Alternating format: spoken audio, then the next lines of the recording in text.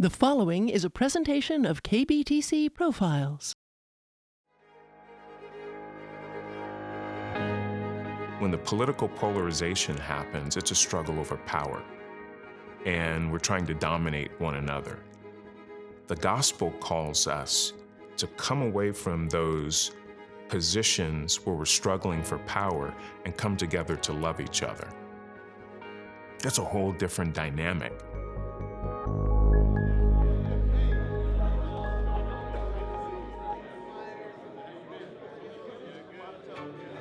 My parents were born and raised in Arkansas and then migrated north to Seattle, which is where me and all my siblings come into play. We were born and raised in Seattle. During a time in Seattle where there was forced busing, we got bused out to North Seattle, which put me in the context of going to school in a predominantly white context. I really think that that was one of the starting points of shaping my perspective on diversity. For quite a while, I was bivocational. So I was working as a police officer, and then I was also periodically pastoring and working in ministry as well. The police world helped me to see life with a greater sense of reality. My faith world helped me to understand that I'm dealing with human beings who are no different than I am. With the combination of COVID, where everybody's on lockdown, and then the killing of George Floyd happens, it was like it shocked the nation. And regardless of people's race, everybody was concerned about what they saw happen to George Floyd. My phone started ringing. How do we address this? How do we talk about this? People frustrated, angry, mad. I started the Racial Reconciliation Network because of a need, a big need. Our churches in this region were not working together well cross-racially.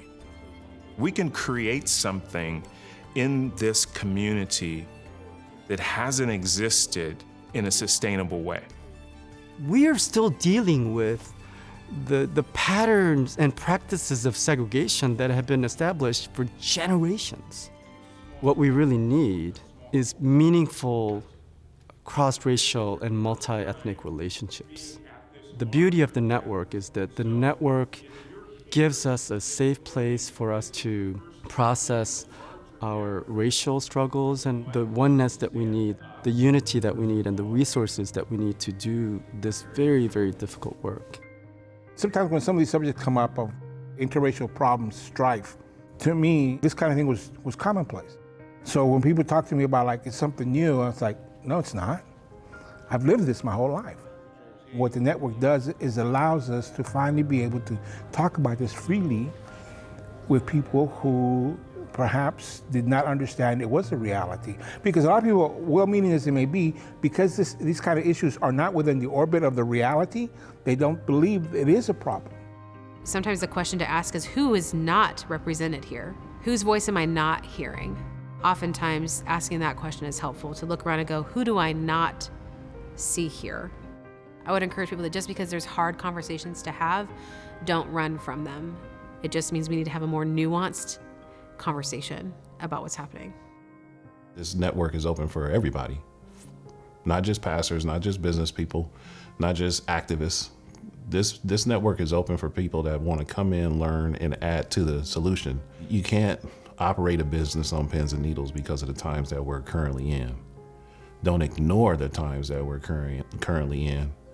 Let's grow on that. Let's bring this person in and sit them at the table and let them know that you have brothers that have gone through the struggle.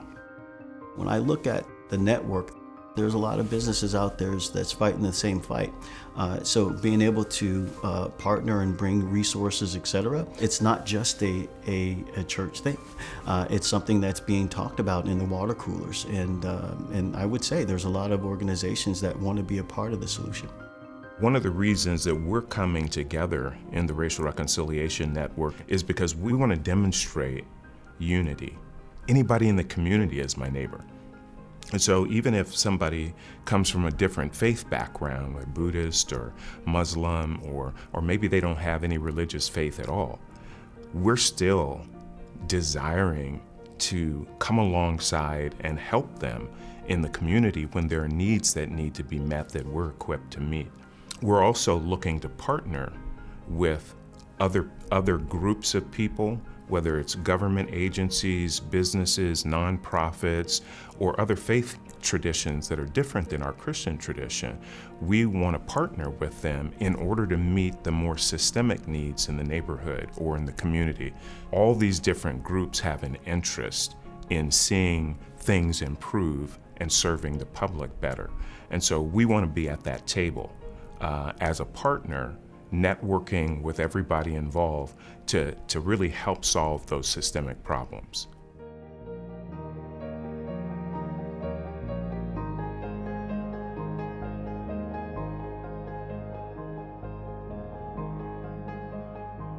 Funding for this edition of KBTC Profiles provided by the KBTC Association.